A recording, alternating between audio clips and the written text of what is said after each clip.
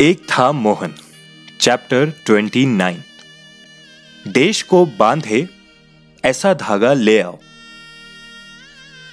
विदेश से लौटते हुए गांधी जी ने विदेशी कपड़ा भी छोड़ दिया था।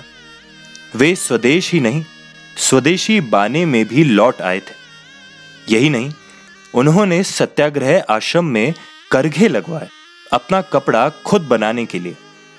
अगर भारतीय लोग खुद अपनी गुलामी स्वीकार नहीं करते तो एक छोटे से द्वीप की सरकार इतने बड़े देश पर राज कैसे कर सकती थी?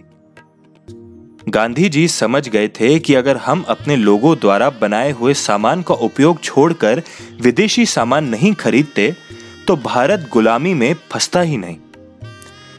गांधी जी कहने लगे थे कि अगर हमें आजादी चाहिए तो अपना सामान खुद बनाने की योग्यता अपने अंदर वापस लानी होगी। अपना कपड़ा खुद बनाना होगा, परंतु कपड़ा बनाने के लिए धागा चाहिए। हिंदुस्तान ही नहीं, दुनिया भर में लोग हाथ के चरखे चलाकर धागा बनाते आए हैं और उसी से कपड़ा बनता था। इंग्लैंड में बड़े बड़े कारखाने खुलने के बाद ये चलन खत्म हो गया था। अंग्रेजी शासन में भारत में भी ये चलन खत्म हो रहा था। भारत के बाजारों में कारखानों का धागा ही बिकता था, चाहे कारखाने इंग्लैंड के हो या भारत के।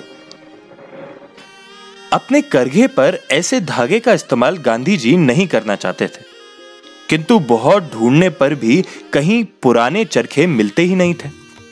फिर सन 1818 में किसी गांव में एक महिला ने चरखा चलता देखा और गांधी जी को तुरंत बताया। जल्दी ही उसकी नकल में साबरमती आश्रम में अनेक चरखे बनने लगे। इसके ठीक बाद जलियांवाला हत्याकांड हुआ और सारा देश अंग्रेज सरकार के अत्याचारों का विरोध करने लगा। चंपारण और खेड़ा में सत्याग्रह का प्रभाव खूब पड़ा था। कई राष्ट्रवादी नेता गांधी जी से मार्गदर्शन मांग रहे थे। गांधी जी को लगा कि देश अब एक बड़े असहयोग आंदोलन के लिए तैयार है। जब यह आंदोलन छिड़ा तो गांधी जी ने चरखे को इसका प्रतीक बना दिया।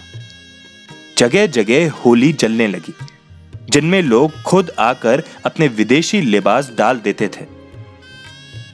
गुलामी का जुआ हटाने के लिए विदेशी कपड़े का बहिष्कार होने लगा। जगह जगह चरखे बनने लगे।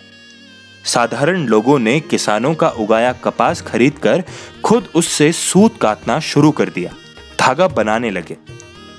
ये सूत बुनकरों को मिलता जो इससे कपड़ा बनाते। इस कपड़े को खद्दर या खादी कहा जाता था।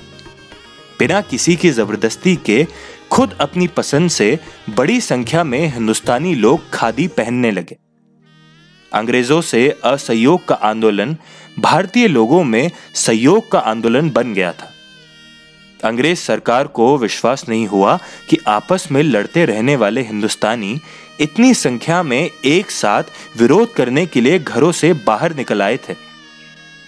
क्या मुस्लिम और क्या हिंदू, क्या सवर्ण और क्या दलित, क्या औरत और क्या आदमी, ऐसा पहले कभी नहीं हुआ था।